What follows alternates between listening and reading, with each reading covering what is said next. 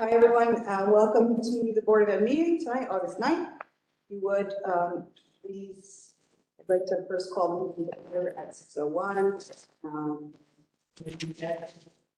Please note the location. You would join me in the pledge of allegiance.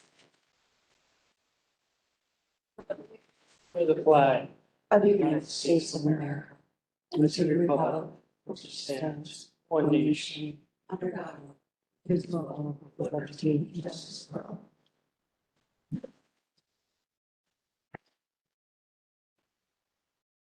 Mrs. Carey. Here. Mr. Jackson. Here. Mrs. Snyder. Here. Gendron. Here. Ms. Paradis. Here. Mr. Gerose. Excuse. Mrs. Giller. Thank you. For reports. Good evening. This is our first time together. It's been about a month or more than a month, so it's very nice to see everyone. Very happy to be here. We're going to start this evening with Principal of Abram Lansing. So Abram Lansing has touched by the school comprehensive education plan for a few years now. During COVID, there was no way either on or off the targeted school list. This school year, based on 21-22 data, the state looked at a more limited set of data. So Lansing does still have to do a comprehensive, a school comprehensive educational plan. As you're going to be hearing from Mr. Bird, there are some things that are continued on the plan, and some new and exciting ideas. I think last year when you saw his leadership team present, you saw how much they have invested in the plan. And I think over the next few years, we have high hopes, because this is really the building of a sustainable plan. So I'm going to turn this over to Mr. Bird. This is the part where Ms. O'Shea gets nervous. Did you see her coaching me back there? Now remember. I kind of wanted to start. This was an exercise Ms. O'Shea had us do when the administration got together for one of our workshops. She gave us all the demographics and then asked us to guess what our school building was, and then we checked it with what the real scores were. So I'm going to brag a little bit with the ones that I got close to right. And there are only two that I really want to focus on. This is the first one. I've been expecting our economically disadvantaged population to be going down. And I was working off of data that I had in my head when we were in the 60%, and we're back up to 80. And that's just automatically a challenge. These kids, 80% of my kids don't go to places that are homes like we have. And school systems starting in the 50s weren't really designed for these guys. So the challenge is we have to find a way to make them be successful in a system that's not really designed for them to be successful. And a lot of educators, especially post-COVID, are talking about how do we completely change the school system, and that's not going to happen. But as we work on our plan, what we have to do is start to change what we can change in our building to make sure our students are successful. Kind of disappointed with our students with disability. Would like that to be lower. And getting a whole new classroom this year of students with disabilities, so that will probably stay around the same. My African American students I was pretty close with, 14%. Hispanics are 16%, and Ms. O'Shea has been talking to us, and I'm sure to you as well, that the district is being advised to start to be a little more cognizant of our Hispanic students because they've kind of been flying under the radar of our awareness, and yet their scores are showing up to be interesting. So we're going to skip the next one. Multi-race is 11%, Asians 4%. Now I do want to say, Mr. Jackson, this usually works out the way it's going to work out. You know, I've already added it up in my head. I don't know. Yeah. And I've already seen that the left side adds up to 100%.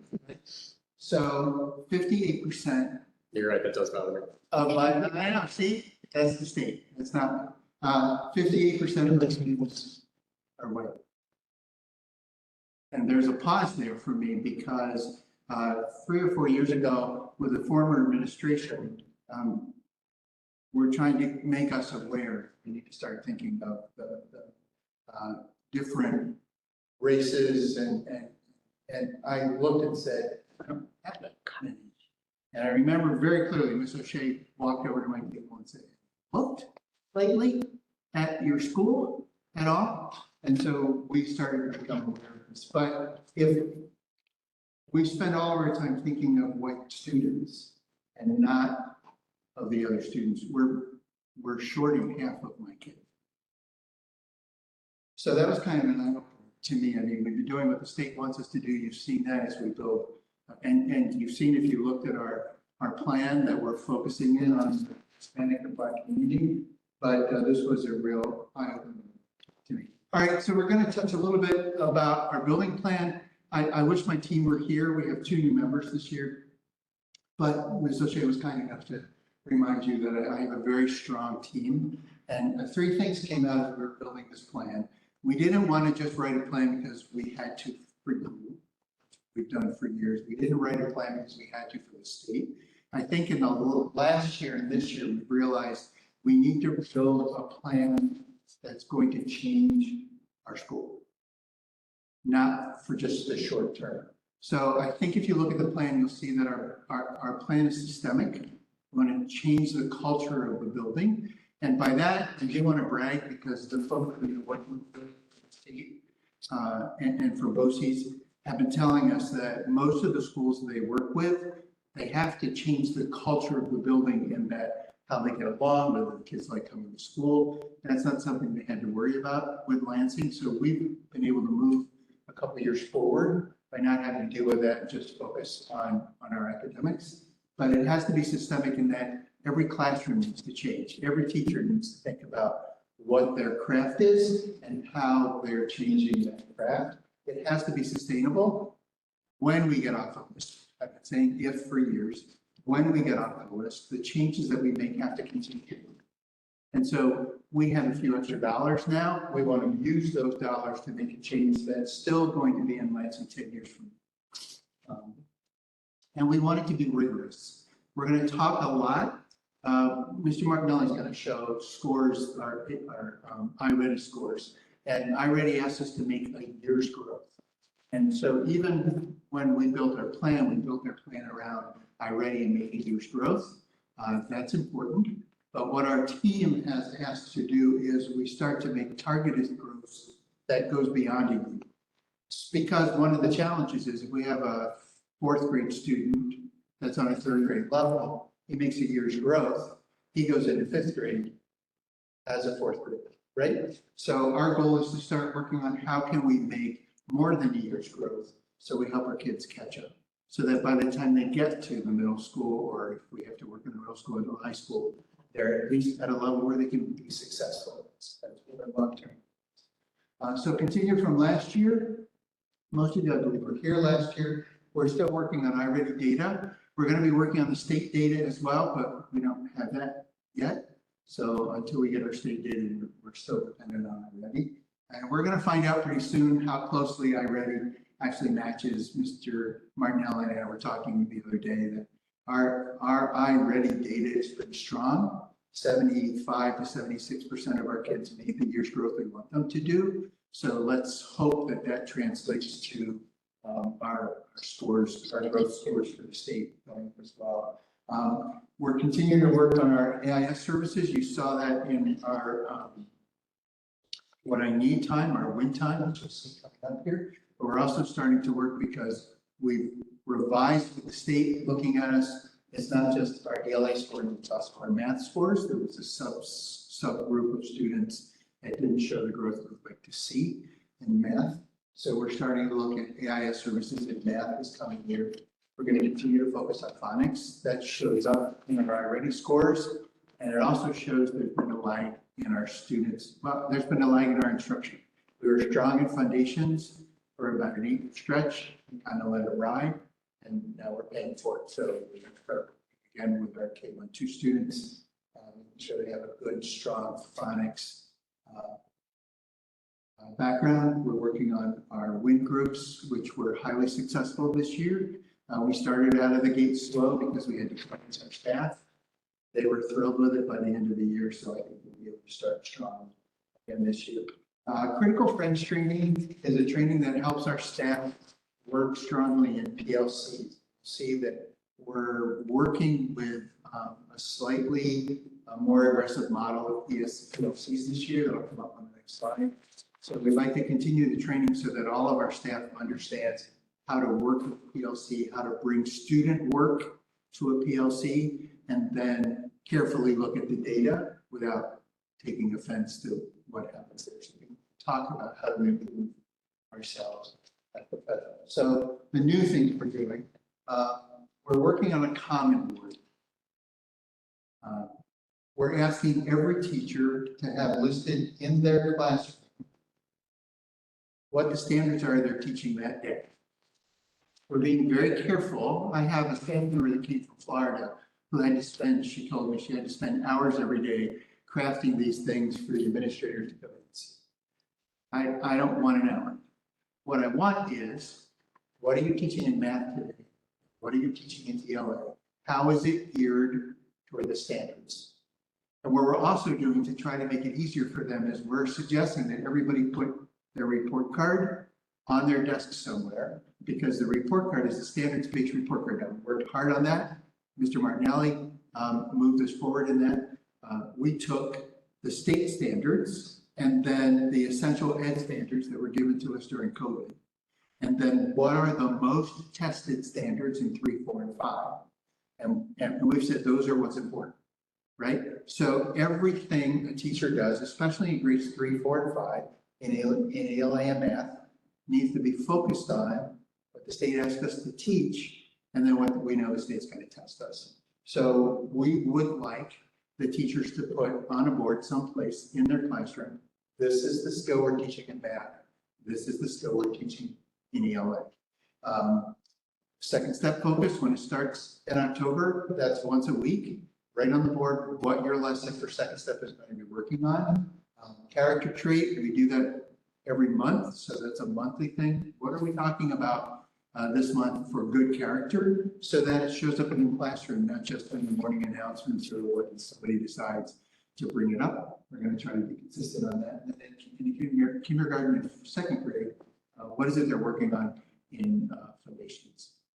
We're also asking them to post a daily schedule in their classroom. You're going to see this in a minute why, and what their behavioral agreements are. What are their class expectations for PBIS? Those two things are often in their classroom already, but with teachers that we needed to nudge a little, right? It was difficult sometimes because it was new, is my reason, to catch some teachers teaching foundations. And I'd go in and say, hey, I missed foundations today. When are you doing it tomorrow? Oh, 10 o'clock. Okay, cool. I show up at 10 when we had an assembly and they didn't cover it. So what we're asking teachers to do is put on the wall what they're doing on Tuesdays, when they're teaching the courses that you're teaching, so that we can stop in and it's not a gotcha. Right? We're working very carefully on that, but we want to make sure everybody's focused on what we need to be focused on when we're working through the day.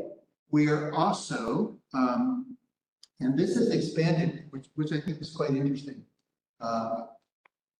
We originally were going to ask somebody from BOCES to come through as a third party, not related to us, and just stop in classrooms and ask kids 3 questions in the room. What are you learning?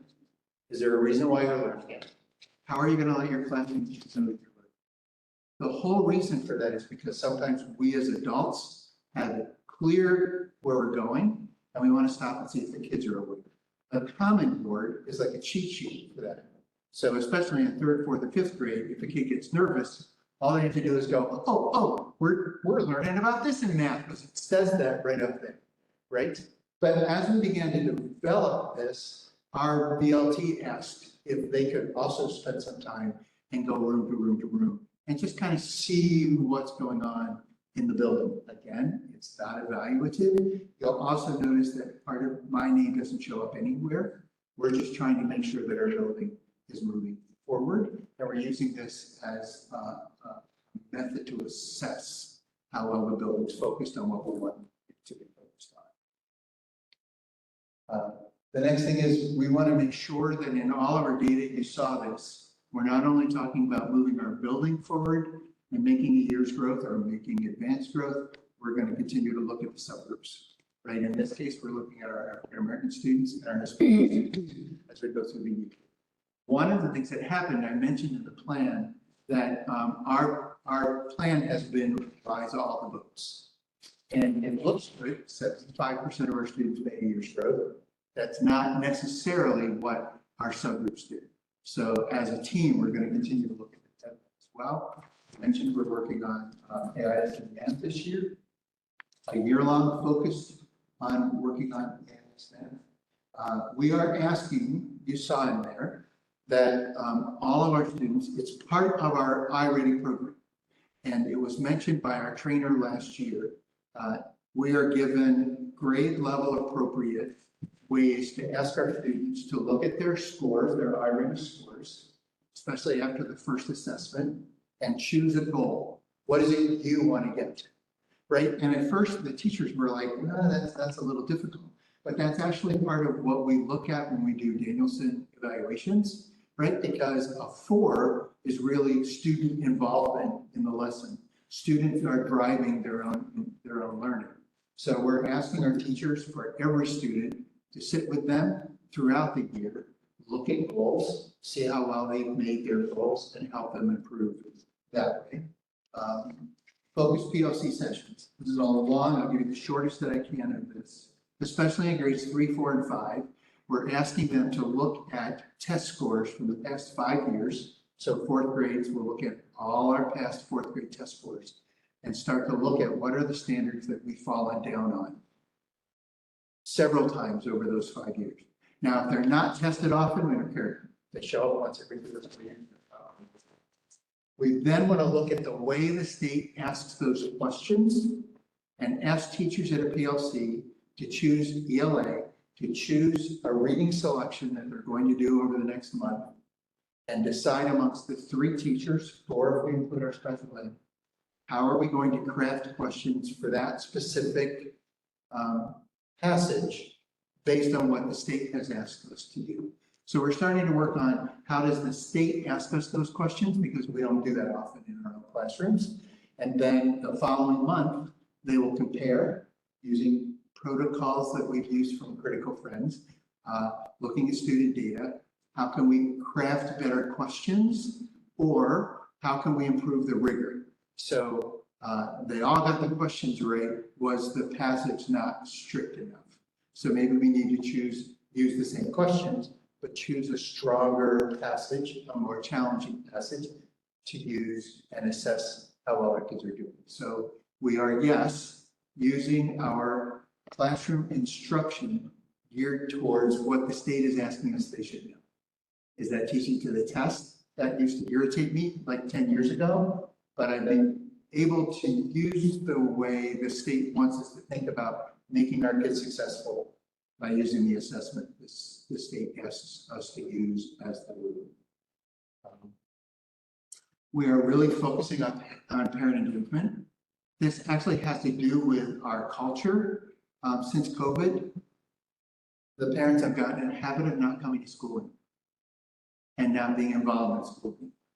So we are working with, I've been asked to work with 2 outside agencies, actually 2 churches that have strong communities that also include kids that come to April Lansing and families that come to Lansing, and have conversations there. Because sometimes people don't want to come to school, right? We're going to have conversations there. The team has also, Brian Nolan offers a hot breakfast every Wednesday to different grade levels. We start with kindergarten, first, second. So during those hot breakfasts, we're going to invite parents to come in and have their own breakfast with their kids, and then ask them to stay for 5 or 10 minutes and talk about how do we improve the relationships between the parents and the students. So we think that's going to find a way to get our parents to support what we're doing, and also conversely make sure they understand that we want to support them. So Biggest challenge. Anything you read in education, anything you've seen us talk about in the last couple of years, especially post-COVID, hopefully that'll end now. However, I think COVID has caused an irreparable change in the way our community and some of our students view education. And because of that, we've seen a huge challenge in behavior with students that don't understand why they should be there, don't want to be there, and then parents that don't know what to do when we call them and say, we're not being successful. We found it excessively frustrating last year with the lack of skills that many of us had with dealing with behavior problems we hadn't seen before. Once again, I do have to tell you, we had two of our students that ended up in outside placement this past year. It took a lot of our time, but we probably had 15 to 20 students that our adults needed support for in working with them. So common practice was send them out of the room. That's not successful. One, because they send it to me and I don't know what they're sent to me for, first of all. Two, if I'm not there and the child sits there for 10 or 15 minutes until I show up, plus I have to do work. What can we do to find a way to keep our students in the room as long as possible and still provide for their needs? So Ms. O'Shea let us go on a tour of 3 of the local school districts that have an entire support team. We will not ask and cannot support their entire support teams. We're in Green Island, they have 6 people. We were in Schenectady, had about 5 or 6 people whose entire job was to work with kids that weren't being successful because of behavior. In all the cases, it worked pretty simply. Phone call to the office, kids didn't leave. Phone call to the office used the radio to contact the room. Somebody from the room went to the classroom, right? In the classroom, then what we've been working on in our building, the first question is to the teacher, what can we do for you? No student will leave the classroom until 2 adults agree.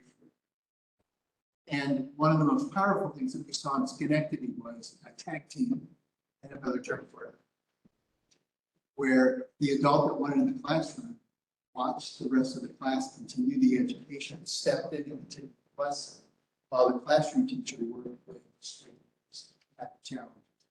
What's strong about that is when whoever the support team member leaves, it's still the classroom teacher and the student, right?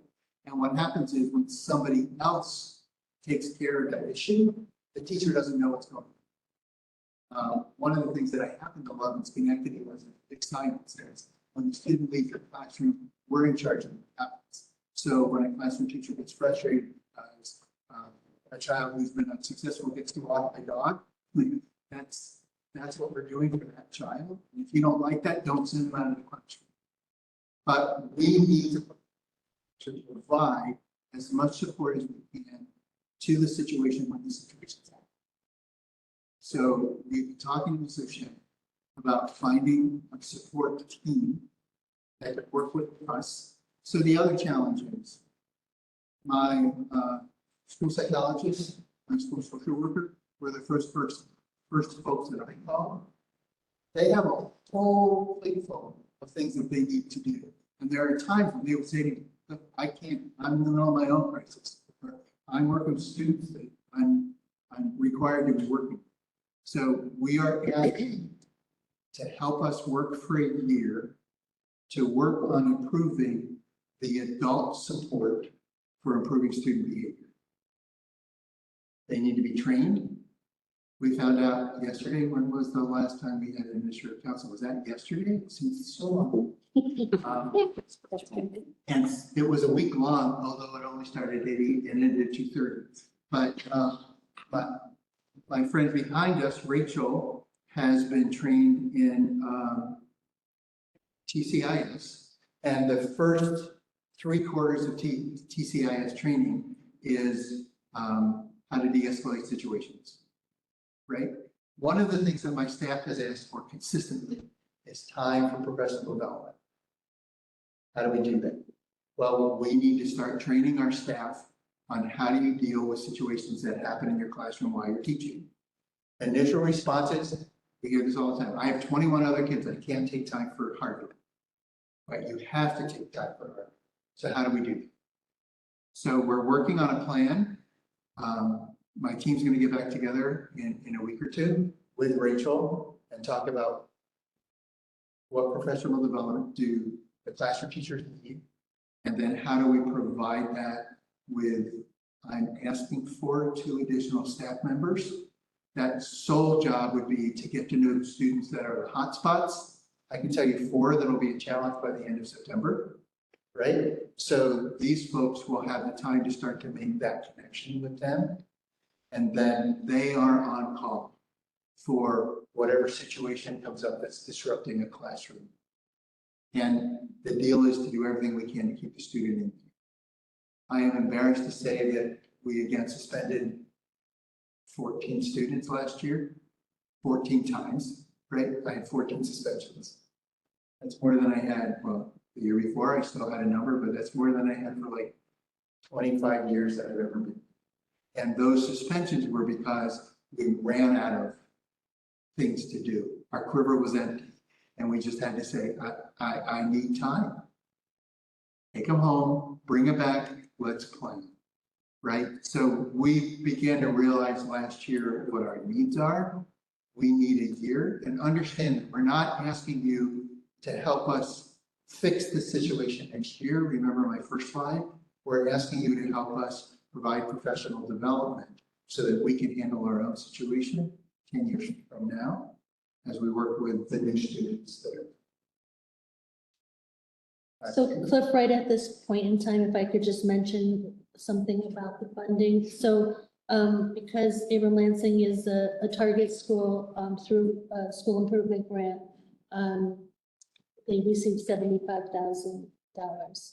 So as long as this model is written into the plan, which is why we're further developing commitment to, with Rachel and the team, then it is something that can be funded through the school improvement plan.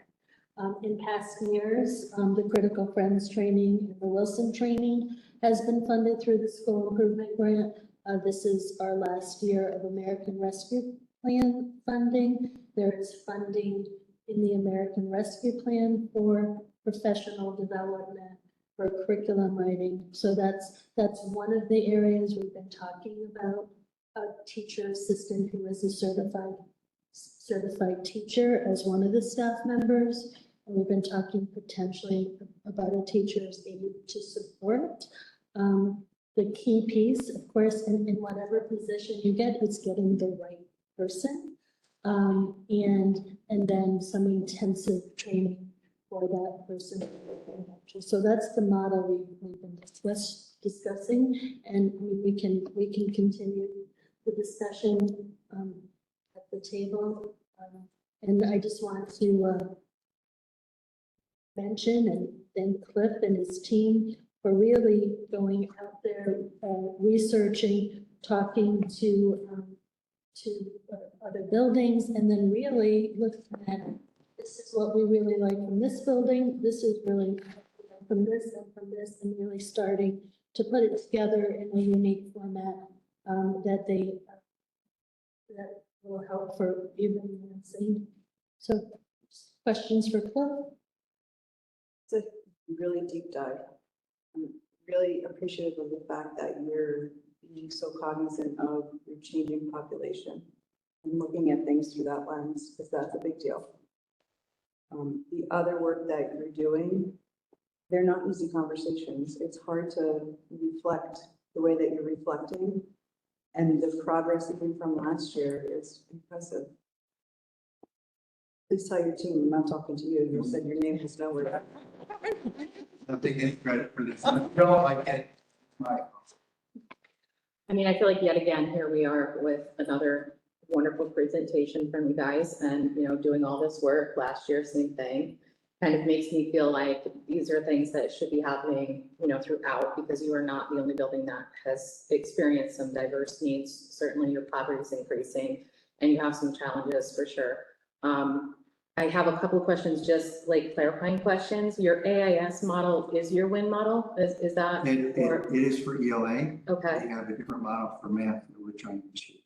And was that the piloted model from last year where you were doing it? No, it's a completely different, we have a completely different model of each. Okay. So short, we encourage classroom teachers to do 15 to 20 minutes of iReady reading, and iReady math. Classroom teachers do their own thing during that time. So at the end of last year, I asked each grade level to choose so that the entire grade level is doing their iReady reading and math at the same time. It's a 40-minute block.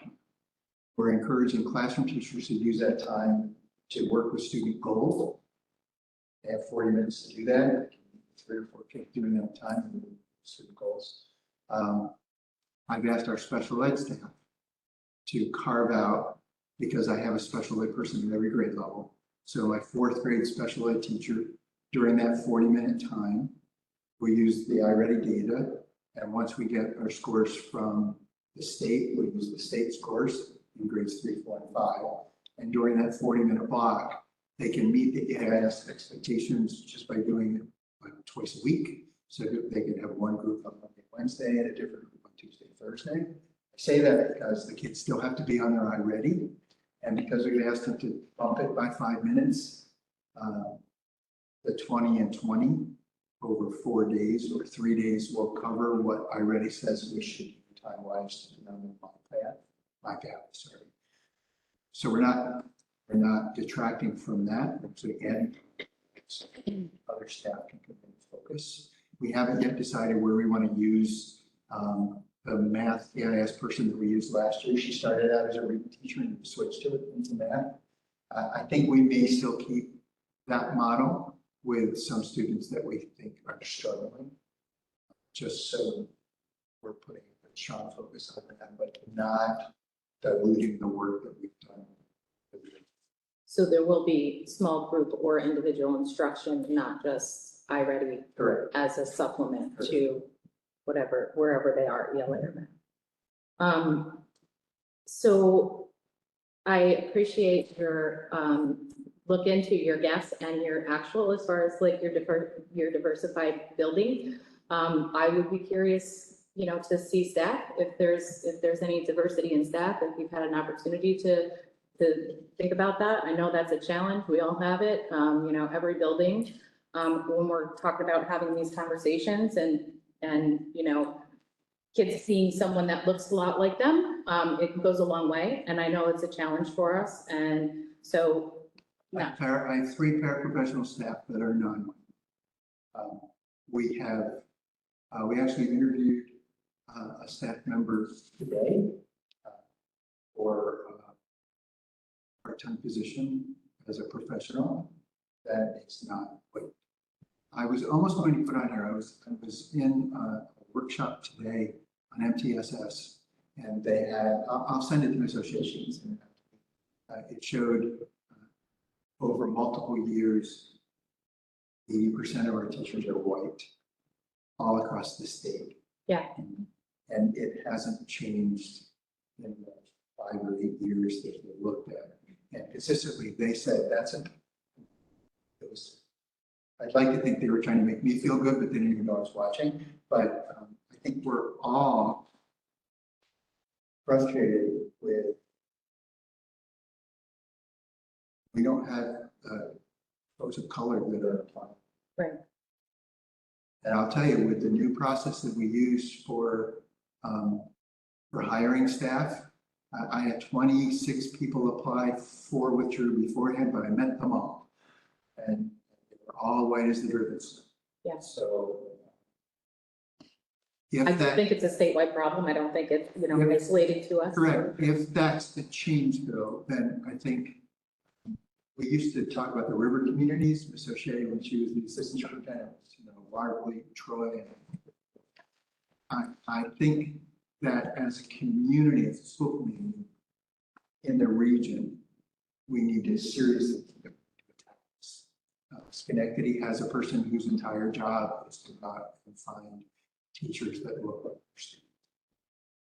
So there's a diversity, equity, and inclusion committee at Capital Region BOCES, and Rachel is on the committee, and a section of that is focusing on recruitment and hiring. So we are. I think realistically, they need to take a step back and look at what are we doing in high school, doing to encourage kids to go to college for this, because otherwise they're not there to recruit. Mhm. And it's a tough cycle to break because, you know, people of color don't see teaching as an option for them because they don't see teachers of color, and it's just Correct. continues to go around. There are school districts throughout the state that have developed and grow their own so that they work really hard. And I would say, for instance, I mean, years ago, I used to have a couple kids from high school that thought they wanted to go into teaching, and they'd get excused from a couple classes and come and hang around Lansing. That's the kind of thing we need to do, is if we find students that are juniors and seniors and thinking about going to college for education, let's get them down here, let's see what it is, let's convince them that it's worth it. I think the hard part too is, you know, having a conversation with an educator of color is, you know, why am I going to be the only, why am I going to be the only one? You know, and that's a real hurdle too, is to actually be the first, or, you know, be someone willing to go out and, you know, try something different. And I mean, we don't get there until we start, really. So, you know, I can appreciate that too. Anything else? One last question. So you had talked a little bit about parent engagement, and that's certainly something that we've been hearing over and over again. I think that you're absolutely right that we need to invite, you know, folks in. And one of the conversations that we had a month or so ago was just an anecdotal story of a parent saying to me, I've never been invited to my kid's elementary school, like not as a chaperone or to come to see anything. And, you know, her daughter's in 3rd grade. And so I think that it is important that we are giving invitations, not necessarily, you know, an open, hey, if you want to show up, but we want you to be here type of situation. So I appreciate that. I like the breakfast idea. I think that's great. I'm curious to know, you've got this idea with putting things on the board so kids can track and teachers can track where they are and what they're doing. How are you going to communicate that with parents so parents know what standards their kids are working on, what traits they're working on, so that maybe they can take that home with them and be able to have informed conversations with their kids to talk about the things that they've learned today, and or to support some of the areas that we might be trying to, you know, have our kids, you know, learn in school. So Actually, one of the conversations we had with a couple of folks for last week is a quick picture on your phone and send it out to parents. Because the ELA and math will change every day, right? Hopefully. So just a quick snap. Hey, see what we learned. It's very good. And those of you who have had kids in my school know that at least once or twice a year, I usually do a call or something. What kinds of questions can you answer kids after school? Because one of the things that drives me crazy as an administrator is, hey, Bobby, what did you do today? Nothing. Are you kidding? Because I'll jump in. Are you kidding? I was in your room. You got a racket in there. Well, so part of it is also crafting with parents suggestions as to how to ask questions like that. So if we are able to share the board, then parents could actually say, what's going on ELA today, or how did that story go that you read? It's also a way of getting parents engaged. I mean, but I know associates getting nervous because this meeting is much longer than it's supposed to be. I don't really care how many folks show up at PTO meetings. What I care about is that parents show up for their kids. So I know PTO members want more folks involved, but there's a lot more to that than just showing up once a month for a meeting. one last question, which is not, but thank you so very much. As far as like the new report card style, is that something that parents can expect, like that they have received communication on what those things mean? I know the Common Core report cards can be very lengthy and, you know, a little complicated for people to understand. And if we're starting something new, like an expectation to say, here's where you can find resources to describe what this means or how this translates to real everyday school, I think the board idea helps support that. But if Lansing's is the only one doing it, and we have, you know, 2 other elementary buildings, are we doing the same thing or similar something so that? I'm friends with the other 2 administrators. I'd like to say that. Well, I mean, but we're deploying a new report card that. It's got to be standardized against all 3 schools. And we did just meet a week and a half ago and revised it because it was cumbersome. Yeah. There are some great, and teachers, Mr. Martin really oversaw it. I sat in the back of the room. Teachers made some great choices and it wasn't less rigor. It was like we asked the same question for fiction as we do for nonfiction. So if we're asking, you know, what's the main idea? How well does your student understand the main idea? We don't have to ask for this. So we just say, how well do they understand the main idea? And then if Harvey is having trouble with nonfiction work, the teacher can write that on there. Harvey's doing great with all the huge stories that we read, really not getting those science stories that we're reading, so we're going to work on that. So we've continued the rigor and made it a little more manageable on the part of the staff as well. Mhm. I mean, teachers were looking at a 4-page report card, you know, and starting to drink. Yeah, I know. Yeah, that's kind of why yeah. So, right. So those changes don't mean stuff on Mr. Martinelli's page. They worked really hard and crafted a better piece. Maybe one of the things we can talk about as elementary principals is send a copy of the report card home at the beginning of the year. Teachers, so parents can see it before they say what all their students' grades are. That's a good way to know, you know, if we explain, this is what your child's supposed to learn this year. So if you want to work on it when you're in the grocery store, feel free. Last year, we did send copies of the report card for every single grade level, K through 5, home electronically so parents could view it well before the school year started. Additionally, we sent home a short, plain language explanation of standards-based report cards and how all area schools across the country are moving in that direction.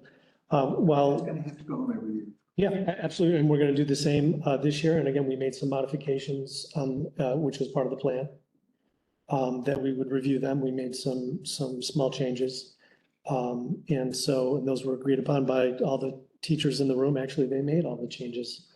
And we'll send those out again. And I think they look pretty good. Standards-based report cards are a whole different world, but it really tells us what kids can do and can't do. And I don't disagree. Yeah. It is a big. It's a lift. Yeah. And it's, Especially when you're going from, you know, 3s and 4s for like 15 bullet items and all of a sudden you've got a 3-page report card that. you know, it's hard. The other nice thing I also think on there and the beauty, I think, of it was not the sending the report card home. I'm sure, you know, parents looked at it, maybe, you know, they read the explanation, but I think what was most valuable was that first report card conference. And it probably took a little bit longer for the teachers, no doubt about that. But I think on a one-on-one basis, they were able to sit down and explain that we're looking for a progression. So your child might get a 1 here, but by the end of the year, I don't expect it to be at a 1 on this and this and this. In addition to that, teachers can write comments, including all the specialist teachers, which was never done before, the LL teacher, speech teachers. So, you know, it has some enhanced communication and it also has the attendance, again, which was never on our elementary report cards before. So, you know, it was a whole, you know, soup to nuts sort of enhancement of our communication with parents. Plus And it standardizes the language and the Yeah. link between. all 3 buildings Right. going in the same direction on that. And next year, at the end of next year, we're gonna review the report cards again, and I can almost promise you that there are going to be changes, and there's gonna be changes the year after that. It's just a living document, and we're gonna get better and better at it. And Thank you. Thank you, Mr. Bird. Thank you, Mr. Bird. Anyone else? Yeah, I do just have one, I'm sorry. You had mentioned when you were talking about your curriculum and the teaching to the test. I'm a little concerned with what we're losing if we're teaching to the test. And I understand the idea behind it, And I know that we want our data to go up, but I also think that there's a lot of things that our students learn that isn't on the tests that help build them through the years. So how are we going to make sure that we still get everything that they need to know? Okay, two quick answers. Well, two answers. One was I didn't communicate that well enough because I spent years saying I didn't want to teach to the test. Where the shift came in my mind was making sure we teach what the state wants us to teach. And part of that has been, Mr. Martinelli and Ms. O'Shea know all the years that we've done. Let's just talk academics because I think I know where you're going with this. There's a lot of teachers teach academically. It doesn't focus on what we are required to teach. Real good example, I don't think anybody does this anymore, but for years teachers wouldn't give up teaching dinosaurs because that's so much fun to teach. But if you do a 4-week unit on dinosaurs and it doesn't show up anywhere on our standards or what we're expected to do, that's time that we could use to focus on it. Then, if we focus that correctly, then we get more time to do the other stuff. I mean, I also started out by saying the state has recognized that we have a very supportive culture in Lansing, and that goes far beyond the academics. But our board also included our PBIS expectations, our second step expectations, how to be a good person, how to grow up to be a good human is what we're working on. I don't think any of us have said we want to give up that stuff. And as an administrator, that would be the last thing that I would do. Because we need to grow up and be good humans. You can be really smart and not be. You see that on social media all the time. Mm-hmm. So I will defend that as a building, we have always maintained well-rounded students. We just have to be more efficient in what we focus on in our academics so that we can continue. On the other side, and this is a story I tell my staff all the time, when they're like, well, we don't want to give up so-and-so, and you know, okay, fine, but listen, if we keep on this path and the state takes over, none of us are going to like it. Well, I won't be, so, but none of us are going to be, right? So what we have to do is decide what is it state is telling us that's important and make sure we're doing that efficiently so that we have time to do all the others. I've already got 6 assemblies signed up for this year. Hip hop group, international hip hop group, the dance for us. And that won't change because that provides the life and the spark to build that governance. Promise. Okay. I also want our high schoolers to graduate and know what a dinosaur is though, too. That's a high school thing then. Maybe they don't need 4 weeks, maybe just 1. So not at this meeting, but we could spend some more time on that topic later, Jake, because it's really matching the next generation learning standards with the grade levels, with the units that are targeted. My example used to be taught how to write down how to make the peanut butter and jelly sandwich in grade 1, grade 2. So if it's supposed to really be taught in grade 2, let's teach it in grade 2, and then we have time to enhance and expand. That was just an example, but another grade. So it's really about a more targeted. I know. Oops, I can't do peanut butter and jelly sandwiches anymore. Sorry. I can't try sandwiches. Uh-oh. But okay.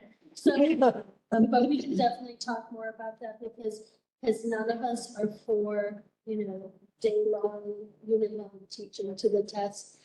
I heard Cliff say, really looking at some of the language that's used in the test, looking at our questions and seeing how we can weave that in throughout. Sorry, I got one last thing, and I don't know whether it's going to work better with what you're talking about or what you're talking about. As a parent, one of my only frustrations with iReady is I'm not getting the papers home for my kids so that I can tell what they're working on from the papers. And I don't have access to anything in their iReady, so I can't tell what they're working on in iReady. So I'll be honest, it was a struggle for me last year trying to keep up with where they are, make sure they're prepped for what's next and keep pushing them ahead. Are there reports for my?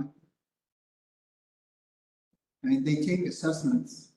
There's parent Different ways. reports after every benchmark that we could just. Right, yeah, but we. Well, no, but I'm saying like, Send them. I'm talking like week to week. I want to know what my kids are working on so I can push them, give them extra stuff, you know. That's a question that I can reach out to the iReady folks. We have the trainer coming in. Like, I'm surprised there's no sort of parent portal There or is. something that you can. So perhaps after your iReady presentation, then you can go in a little more in depth into that area as well. Cool. Thank you. Thank you. I don't know. Let's try it again. Thank you, Mr. Burr. Mr. Watkins. Lost that. So before we transition to Mr. Martinelli, I just want to give you a quick break. So we're doing very well at the elementary level. I have final interviews tomorrow and Tuesday for the grade 1 teacher at Abram Lansing, our remaining .6 speech, and our special education teacher for Abram Lansing. At the middle school, we are in need of a science teacher, a long-term leave replacement, a .6 Spanish teacher, and a reading teacher, although you'll see a number of appointments on tonight.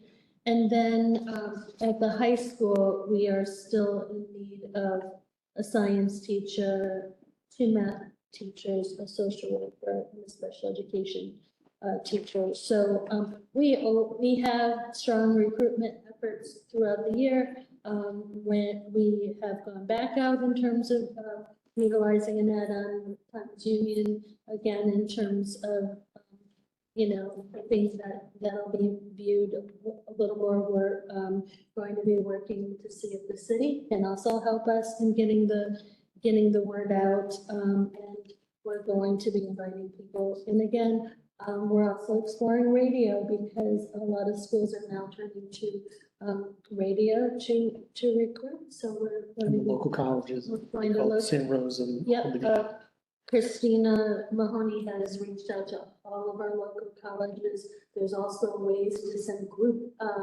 emails to everyone on OLAS in certain areas. So I did want to let you know that, but that's where we stand, just so you know, even though it seems like, oh my goodness, compared to some other places we've we're still okay. We're not nearly where we'd like to, but it's a tough recruiting time. Okay. Mr. Martinelli, I'm ready.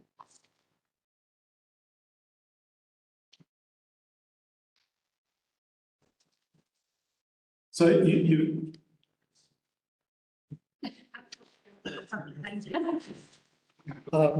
you'll find at the table, lots of data. It looks quite like many other reports that I've sent to the board.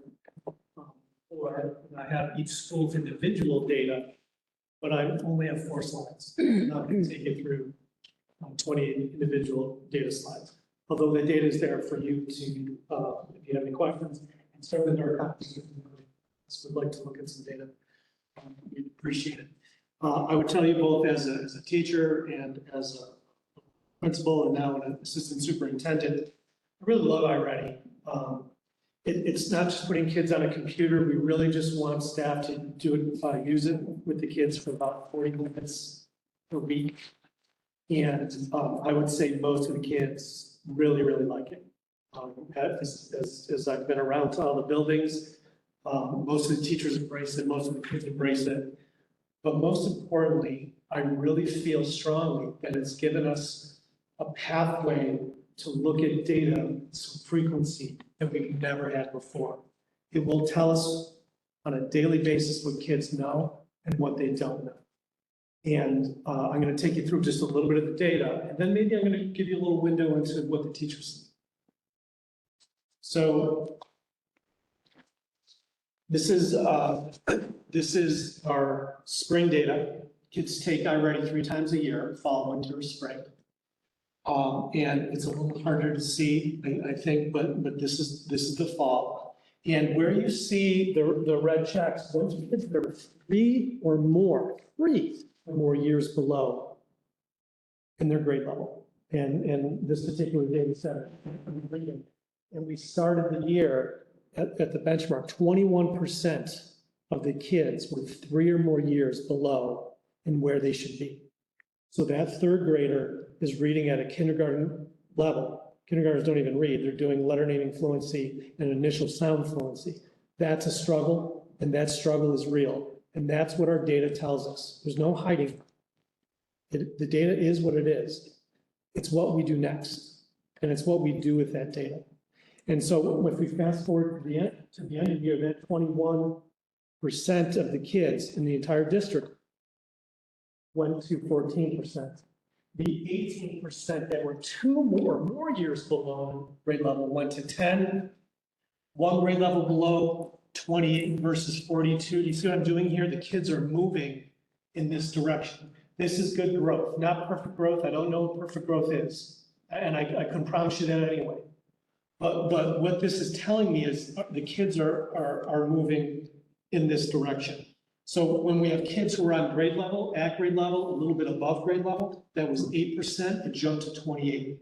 You can't make this up, and I promise you the teachers are not standing behind the kids giving them the answers. So the other nice thing is it's responsive. So it's not just about the 3 assessments, which are very important, but the kids also use it during the week, and it remembers what kids learn. It remembers what they got wrong and gives them more of that. And I truly believe that it was us looking and being reactive, proactive with this data that is what allowed the teachers to move the kids in this direction. I'm just going to do the same thing for math, okay? So our math, 20% of the kids, and by the way, we had a great reversal in this district. I can't tell you why. I can tell you we haven't. I can about tell you why. We use our New York State test scores, which I don't personally put a great amount of stock in. But those New York State test scores, we were always higher in math than we were in ELA, which is a little bit of an anomaly. It's not the same as in other districts. A lot of other districts, the reading scores or the language scores are higher. But for years and years and years, at elementary and middle school, the math scores were higher. And there's some reasons for that. We've got some rock star teachers here. The pandemic stopped math instruction for lots of kids. When parents tell me, oh, my kid did fine in the pandemic, I don't always believe them. I think they just did better than other kids. Because kids did not get that hands-on math instruction while they were home for a couple of years. That's what I believe. You might be somewhere else with that. So anyway, the 20% went to 12. The 22% of kids who were 2 years below went to 9. The kids that were a year below 30, 45% went to 34. And again, 3% of kids were on level. That jumped to 23. The 23 is almost on level, so that's 46%. That's a tremendous amount of growth. So why? Teachers working super hard, adopting a new math curriculum, which usually you see a dip, by the way, when you adopt a new curriculum. And it's a very difficult curriculum, but we have all the books, we have all the electronics, we had some really great PD in the last 2 years, even though this is our first full year of implementation. I believe it's yielded some very good results. So what does iReady really do? I took a quick screenshot of a 3rd grade classroom at Harmony Hill. And I did that because Mr. Perry's not here, so I could say whatever I want. I would say this is a nice class. I would say that this class is not the highest achieving 3rd grade class in the district or the lowest. I just picked a 3rd grade class. And I grabbed a particular lesson set that a 3rd grade would work on, and I ran a quick report. And let's get a little fancy here. About half the class right here, you obviously can't see the names. The green check marks are telling us these kids have a command of these prerequisites because you're now teaching multiplication, 2-digit multiplication and some division, which is hard. Division multiplication for third graders, it's hard stuff. These kids have, almost half the class has a struggle. So they don't have all the prerequisites. So as a teacher, now the teachers are pretty in tune with what kids know and don't know, but they don't always have the exact resources that they need next. These kids are okay, we can accelerate them and we can do stations and give them something more to do to take them into hopefully that 4th grade content eventually while they're in 3rd grade. But these guys here, they need something more. And so what's that something more? That teacher can click right here and get some recommendations. And one of the recommendations is it says grade 2 lesson 31 for classroom math teacher toolbox resources. The reason I'm showing you that is the teachers have access to every grade level, all the resources. And what it's saying is, if these guys didn't get it, try this next. And here are all the resources. And here are videos that you can watch with your entire class. It's not just a kid on a computer. This is part of the direct explicit instruction that teachers have in the classroom. So we could do some stations and get those guys going. The teacher can go on iReady and turn off all kinds of other questions and just have these guys concentrate on this, maybe for a week, maybe 2 weeks. Probably not going to take longer than that. Now, these 4 kids have extreme struggles. These 4 kids are the kids that are 3 years below, and they're in that class with the rest of the kids. And so this is, again, we could have some recommendations and the actual resources to use with the kids.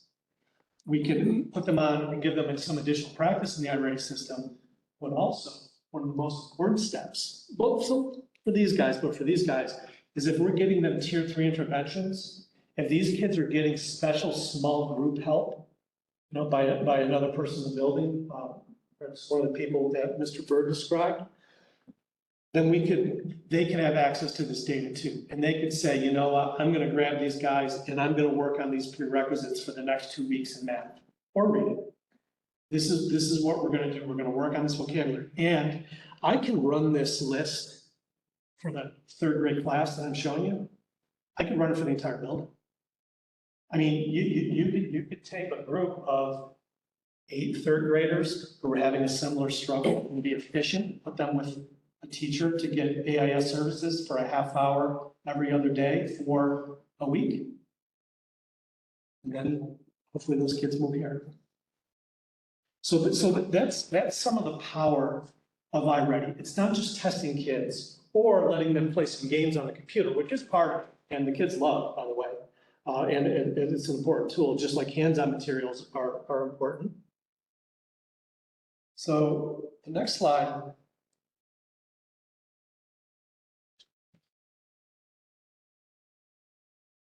Come on.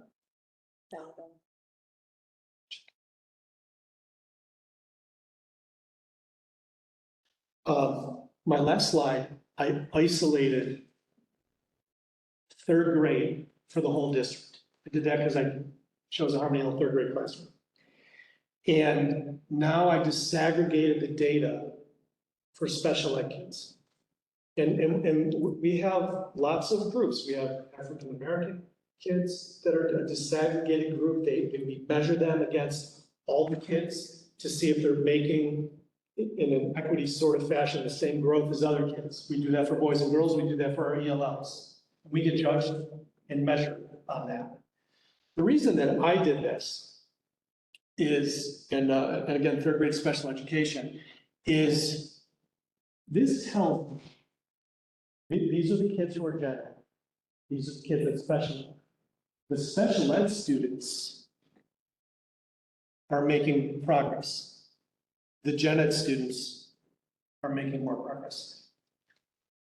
We know this. But when we dig a little deeper into the data, if I look at, well, how many special ed students in 3rd grade were 3 or more years below? It says 48%. I'm going to call it 50%. Are you telling me that half the kids in 3rd grade walked into 3rd grade not having a command of what they need to? Yeah, that's what I'm telling you. And so 48% of those special ed kids had an extreme struggle. When we took the spring, 24%. That's good growth. You can't do that without good special education teachers. That speaks to us taking our kids, looking at the data, and giving them the intervention and supports that they need. What we're supposed to do in special education, of course, is we're supposed to kind of even things up a little bit. We even these things up because the kids get a consultant teacher and they get some extra time and they get some extra resources. They get extra. So we have to apply that extra correctly. If we're applying the extra correctly, the kids are making growth. Not perfect growth. Again, I don't know what that is, but 48 to 24. When we go to kids who are on level, 5% of the third graders were on level in special education. That jumped to 14, almost 15%. Do I want those numbers to be higher? We all do. But this is good growth, and this is part of the power of the system. We can isolate the data for any particular group and even drill into those skill sets. Maybe the special education students in third grade for math are being pulled out at a particular time and they're missing some math instruction. Or maybe all of these kids are missing a particular skill in math. And so we can drill into that data, and that's what we can teach. For the next week, we will teach them these skills. And that's the power of the system. That's the power of iReady. It just prepares teachers, it gets them to where they need to be, what they need to know to do more growth. That's one of them. And, again, our numbers, while not perfect, it's showing some really good growth. I'm super pleased with the growth, and I hope it continues, and I hope it translates into better New York State test scores, but we'll see. Just know that this test coming up has never been done before, so we have nothing to compare it to. But I like anecdote. I want to compare this anecdotally to the New York State test scores. Looking forward to it. That's all right. Is last year the first year we implemented it with Fidelity? Last year, thanks for using the F word. Yes, last year is the first year that we started using iReady testing with Fidelity. The year before, Mr. Perry and I did a little bit of a test run out.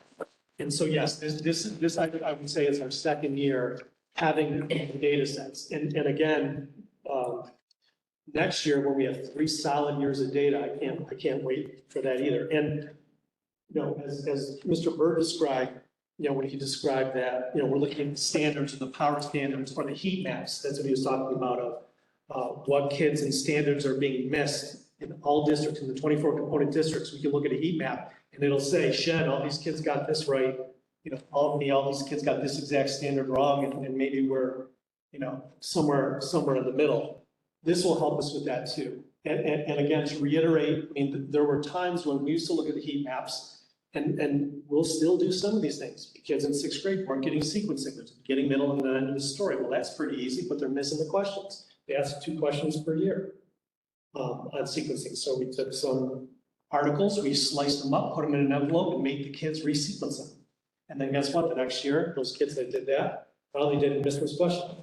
You know what I mean? So this allows us to get surgical, and we can't get better without being surgical with our data. So I just have one more question. The kids who are at or above, I see that there are resources available to push them forward, but can we look at their data beyond grade level that year? Does that make sense? Can we see how far advanced they are and make sure that they're still moving? Yes. Or is there an end to the numbers that we? There's not an end. I guess if you had a kid who's an utter genius, they could potentially test out of the program. But the kids, again, it remembers you. It remembers what you got right and what you got wrong. And for these kids, it puts them and it moves them forward. And again, iReady is a tool in the toolbox. Other tools in the toolbox are an engineering 2-week program at the middle school during the summer where kids get to build and make bridges. So I too am a fan of testing because we have to know where kids are. You can abstract, multiplier, divider, you can't. But we can't over-test kids. We still have to let them get their hands dirty because they'll learn just as much or more by doing this and incorporating some of it. Lateral thinking, I learned something today and I get to use it a little later on and have some fun and see the application of that math and symmetry and about best estimated load capacity. I bet you all wanted me to say that. But, Nice. Oh. it's already broke. It's Sorry, bro. 500 pounds, but that must be hard. That bridge boys. is gonna hold the dinosaur, I'm just. Dreams are crushed. So, Mr. Martinelli, there was a parent report question earlier. Oh, so, obviously, a different parent report, but we've gotten really, I think we've gotten really good at sending home these electronic reports within about a week or so after the tests were done versus years ago, a map test used to take 3 months. But there is a sort of a parent portal which give access to resources. The but is, I don't know if it's gonna tell you every single detail, every single question, I'm being a little dramatic on purpose, that your child got right or wrong, but I think it could offer you a deeper level and some resources. So, it's not gonna be granular. Might be a question in the back. I have a question.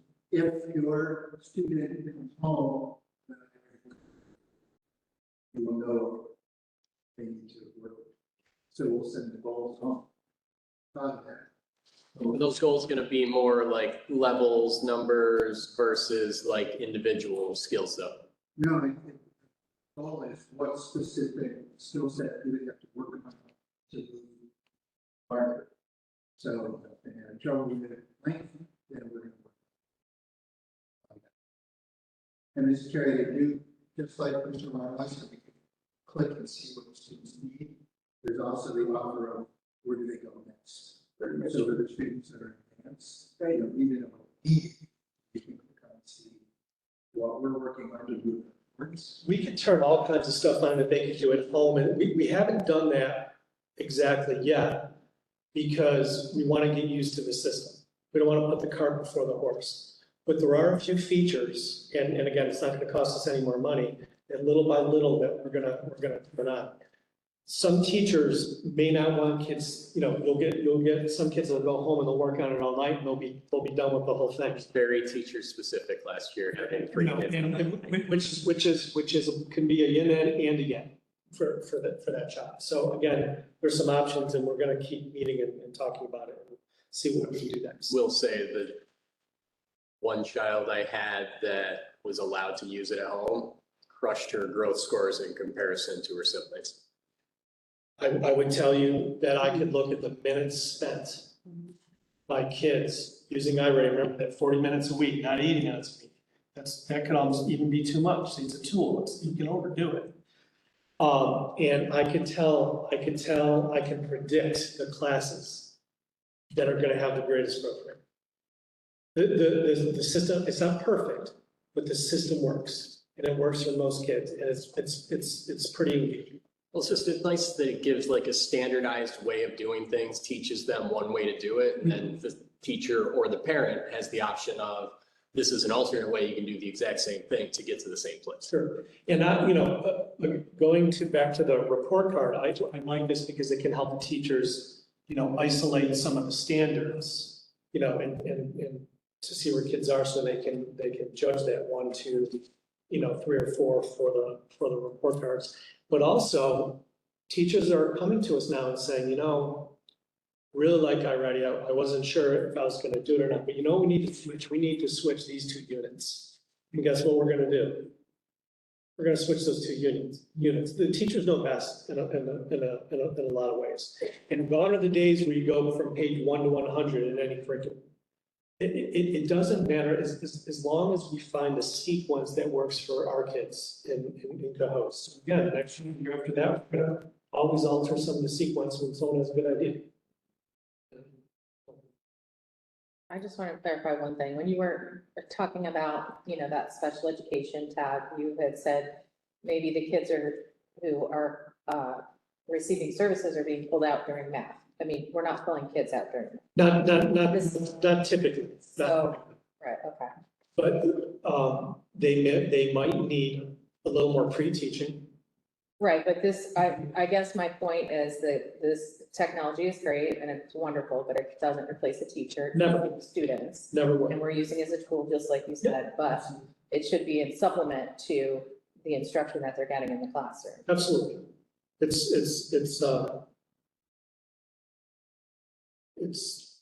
synergy, but not synergy. Got it. Well said. Thank you. Thank you, Mr. Martinelli. Mrs. Mackey. I'll be brief. We have audit field work scheduled for next week, so we've been preparing for that. It's the annual financial audit.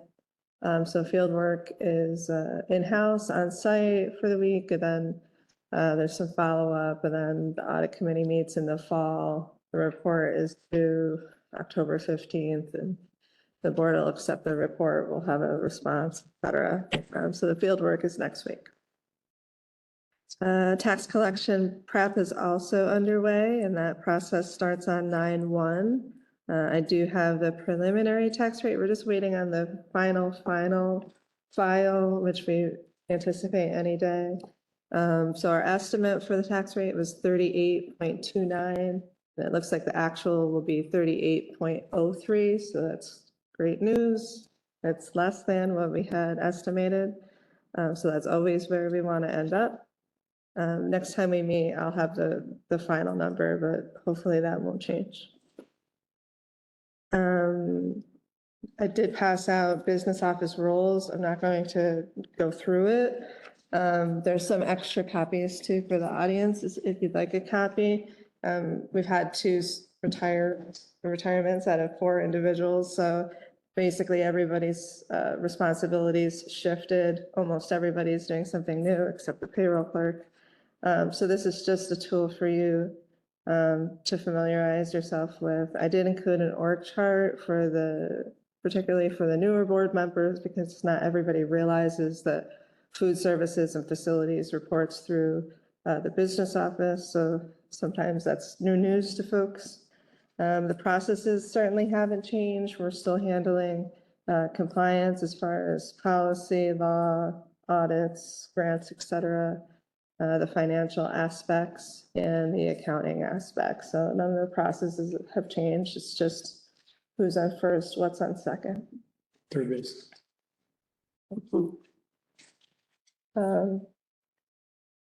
We did introduce a different position, the purchasing agent, which is exciting and enable us to provide a little bit more customer service to the schools as far as obtaining quotes and a little bit more interaction with somebody dedicated to that role instead of somebody doing it in addition. So that's exciting. We are also offering big picture training for our secretarial staff in early September. We like to have themes. We've been thinking about the themes. We try to make it fun, but it'll introduce the new folks to the business secretaries, and it'll also review what's new, how we can focus on the customer service aspect while still making sure that we're following all of our policies and in compliance. So I think that'll be very helpful. And it'll be nice for the new folks to familiarize themselves and put faces with names. I think it's important. We could mention that Mrs. Rumsey and Mrs. Burwell are also part of that training to secretaries, so it's really a 3-piece. Yeah, it'll be 3 sessions. 3 sessions. Yeah. We already talked about the theme. We're excited about it. I don't know it yet, so they'll know. Okay, What if I don't like it? you'll like it. You'll like it. You can announce it. It's, that's my jam. That's my jam, yeah. Yes. Put some stuff with it now. No, I like it.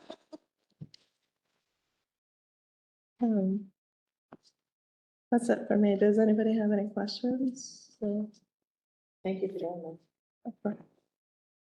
So you have just some massive shifts in your bedrock in your business office this summer.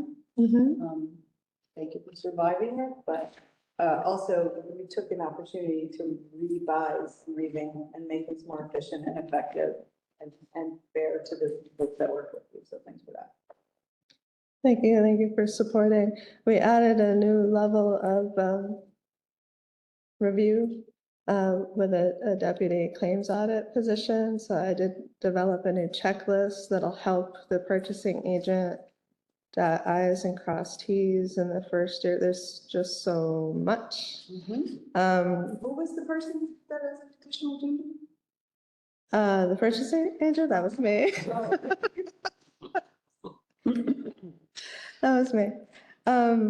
So that'll be very helpful in year one in having a successful transition.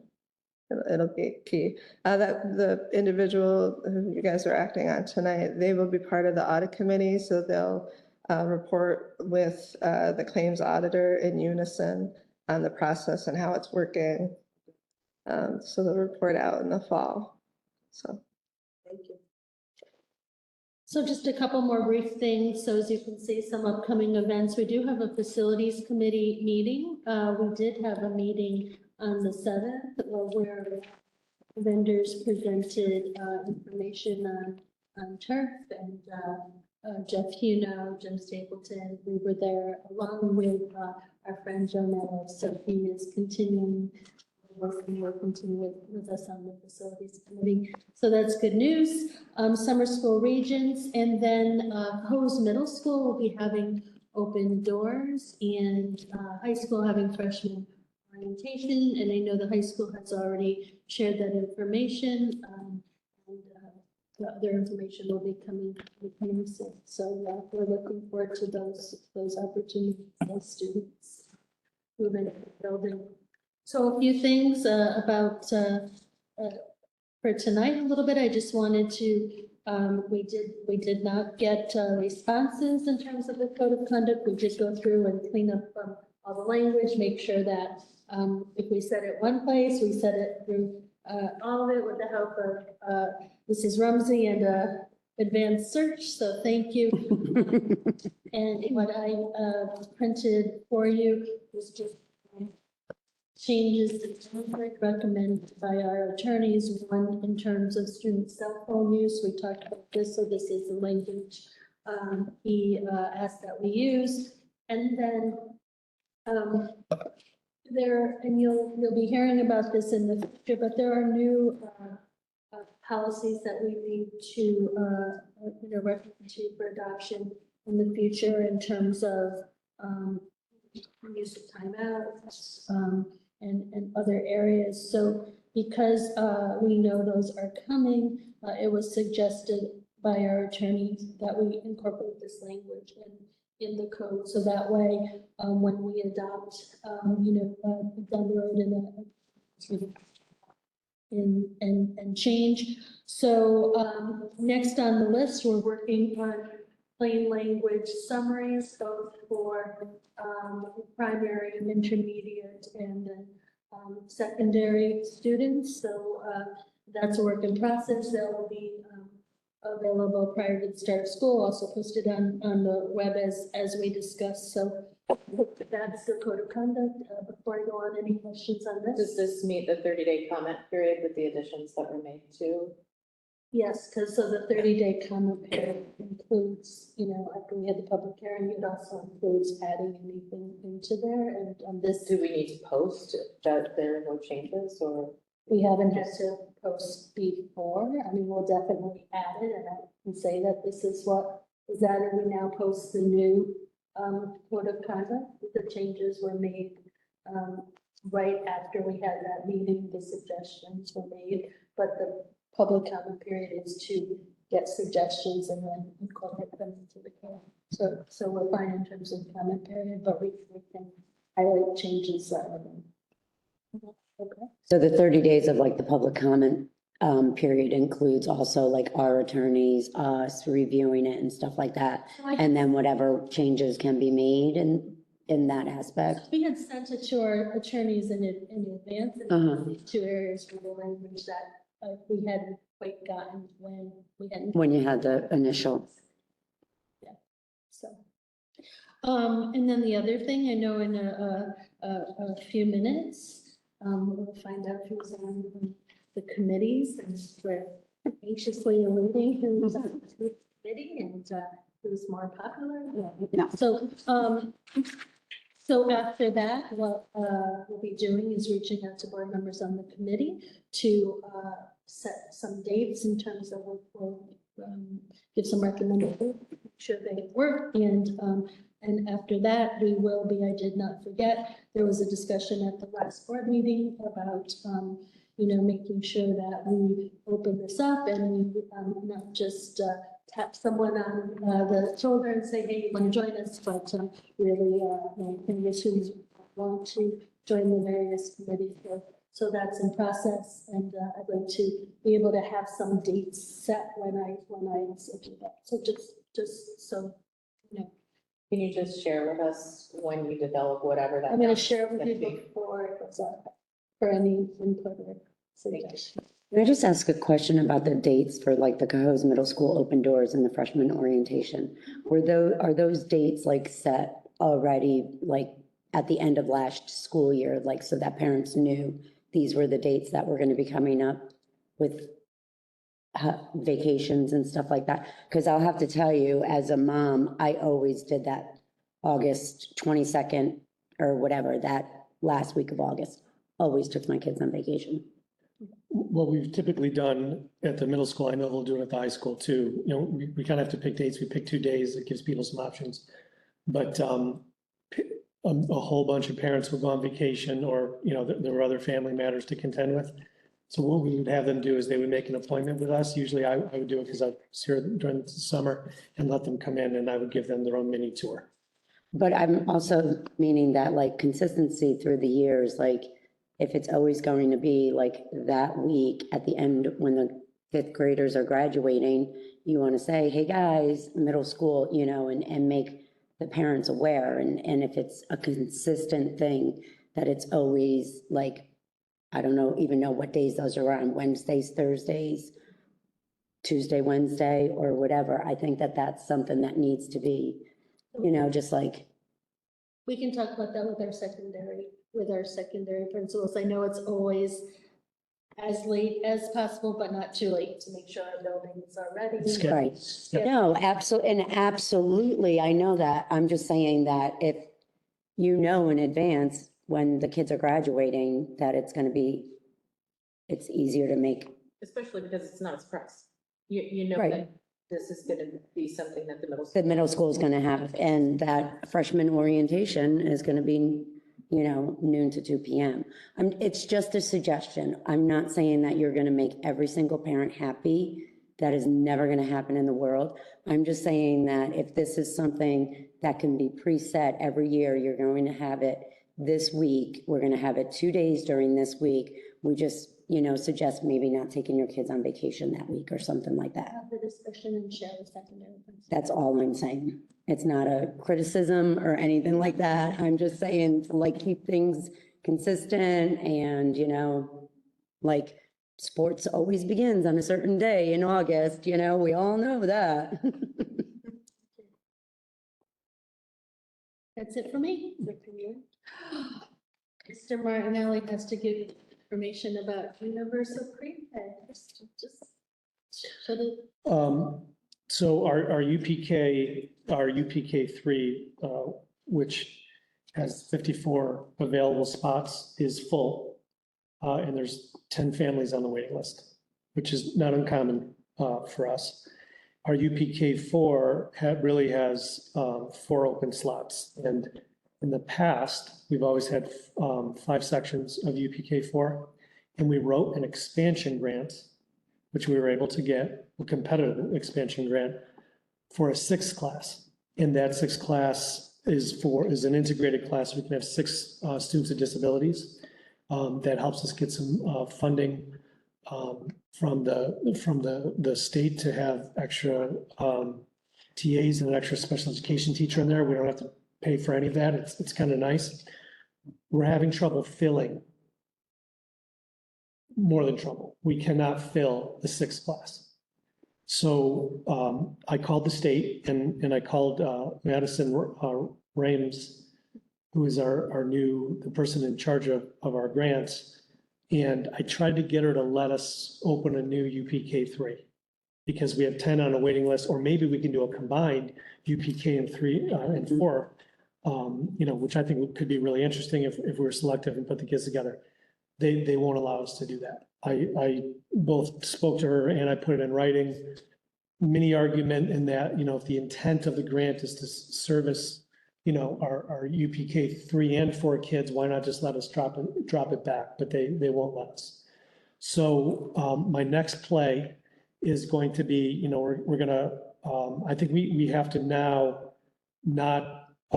we have to put kids in UPK 4 on a waiting list after those spots are open and continue with our UPK 3 waiting list. I don't want to make a promise we can't keep.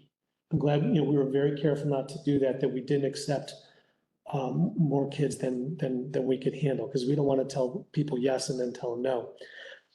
But I'm hoping once the funding from the first grant runs out, that we could use some of the funding from the second grant and maybe enhance our program a little bit. So that's the next thing I'm working at. But I think the takeaway here is our UPK 3 is nice and full, 10 families on a waiting list, although a lot of families do end up getting in, parents move, things like that. So I like to think that some of those little guys are going to get in a timely fashion. And then again, we do have some UPK 4 openings for those families that are moving in, and I expect those will probably be full in the near future. Ms. Martinelli, are we still able to accept the students with the special ed students into the UPK program as written in the grant? So they're still being integrated class.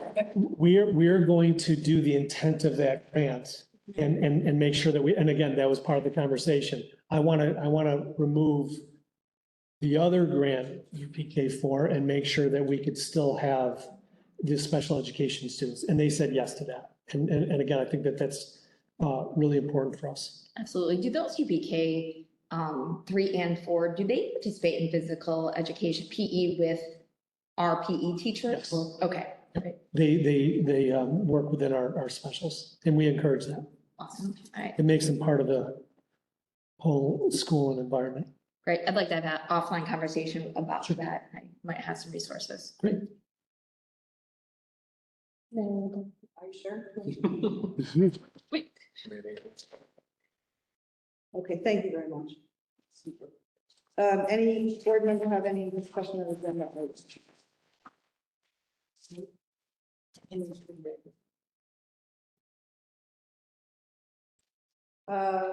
Community discussion of agenda items?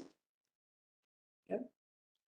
So we have some old business, as Ms. O'Shea mentioned, our committees. We talked about what they entailed, and we tried to sell them. We explained them to everyone, and we have to fill them. So here we go. The audit committee. Formerly, Mrs. Giller, Mrs. Paradis, and Mrs. Snyder. Would you like to stay? Would you like to leave? Anyone else would like to be on? I'll stay.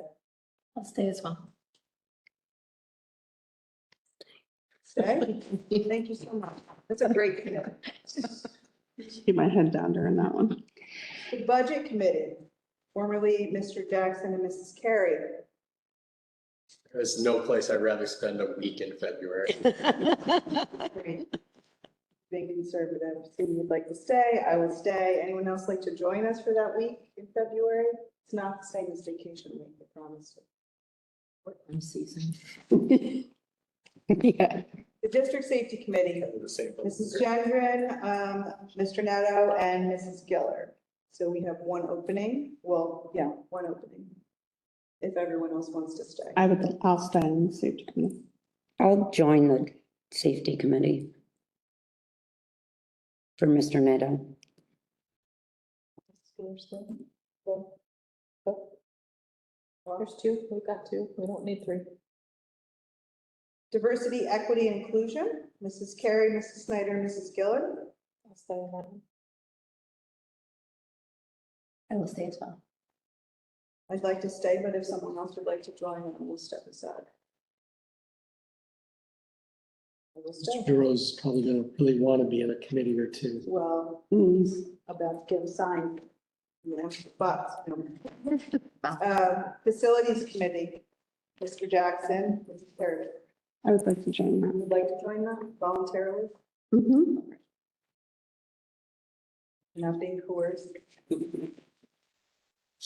Everyone else is staying, right?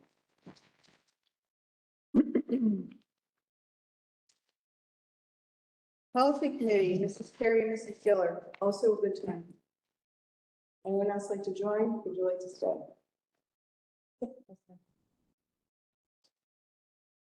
I'll stay. Technology committee, formerly Mrs. Giller, Mrs. Snyder. Stay? I'd like to stay. Stay?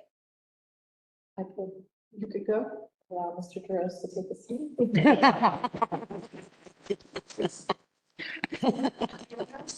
Pretty sure he's IT anyway. All right, we'll add Mr. Giroux. And the wellness committee, Mrs. Gender and Mrs. Harris. I'll stay. Stay, go. I mean, as much as a joy it is to have the diagrams on the things, if somebody else wanted to do it, I'm open to, yes. Anyone else? You think Mr. Giroux wants to stay on that committee? I think you'd love it. It's a healthy place to be. All right. Thank you for that. Or are we actually approving tonight, or are we gonna hold it till we talk to him at the calendar? Because we feel for. Well, I kind of amend to. I think we could amend afterwards. He was pretty agreeable to whatever assignments. That said, can we get a motion, that the board adopts the following resolutions of the August 9th, 2023 agenda? Items 6A through O, 7A through JJ, 9A, and 10A to D. I'll make the motion. I'll second. Mrs. Carey, Yes. Mr. Jackson, Yes. Snyder, Yes. Mrs. Gendron. Yes. Paradis, Yes. Mrs. Giller. Yes. I purposely beat Ms. O'Shea to this because I wanted to do it. We just appointed Ms. Brock. Congratulations. Welcome home. Glad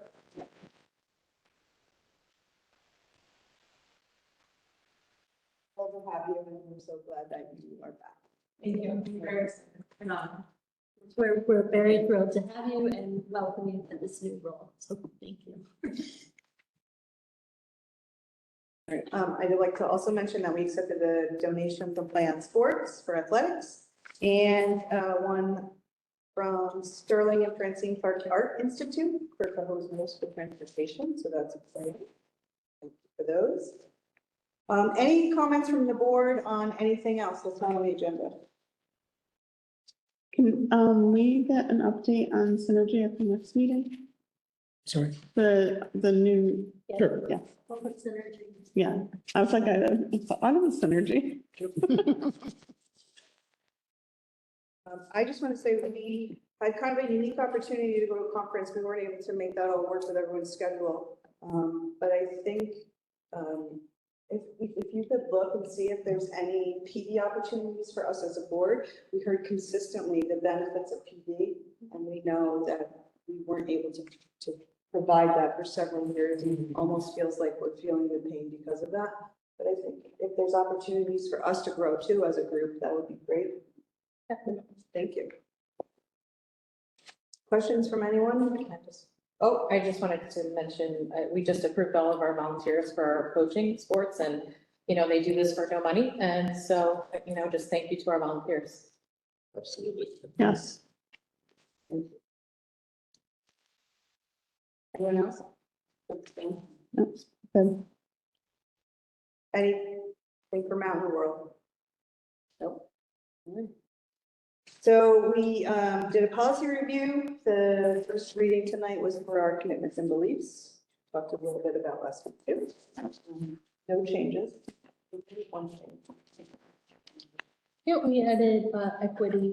We believe in efficiency. Equity of resources. And dates for future meetings are on the 30th and September 13th. We'll be meeting here at 6 p.m. And can I get a motion to enter into executive session at 7:42 p.m. to discuss collective bargaining with the Cohoes Teachers Association and the building level emergency response plans, pending litigation, the evaluation, contract of Superintendent O'Shea. I'll make the motion. I'll second. Mrs. Carey. Yeah. Mr. Jackson. Yes. Mrs. Snyder. Gendron. Yes. Ms. Paredes. Yes. Giller. Yes. Thank you.